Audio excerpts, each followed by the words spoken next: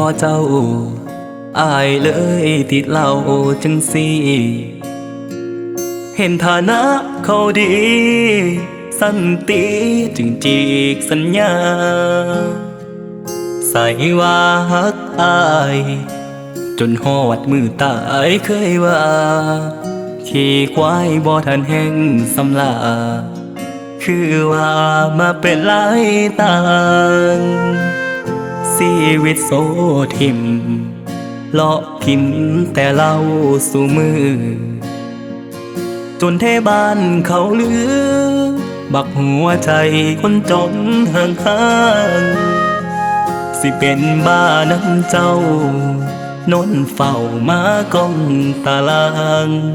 ศาสตร์นี้บ่ได้เฮียงข้างก็ขอให้นางจงไปดีเหล้าแก้วใสๆบ่ได้ตัวไผคือเจ้ากินแล้วก็เมาดีกว่าคบเจ้าหลายปีสอกตาคนจริงใจมันบ่ได้สำเล่าแก้วนี้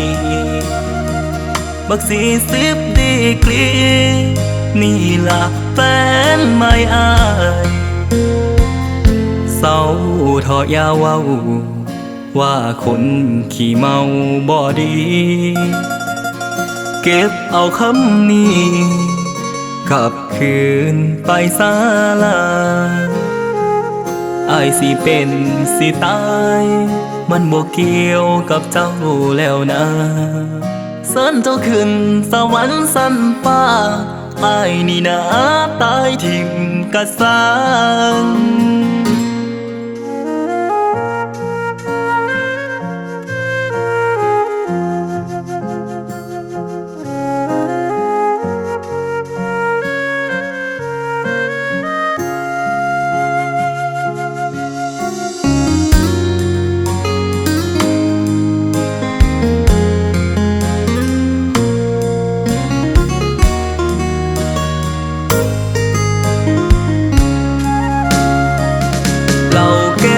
ใส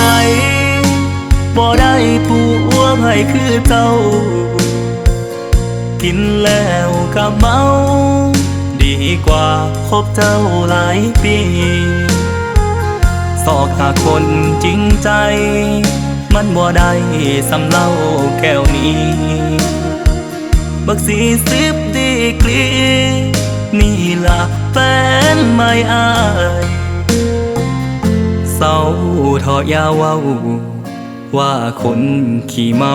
บ่ดีเก็บเอาคำนี้กลับคืนไปศาลาอายสิเป็นสิตายมันบ่เกี่ยวกับเจ้าแล้วนะเสิญเจ้าขึ้นสวรรค์สันฟ้าอายนี่นะตายทิ่มกะสร้าง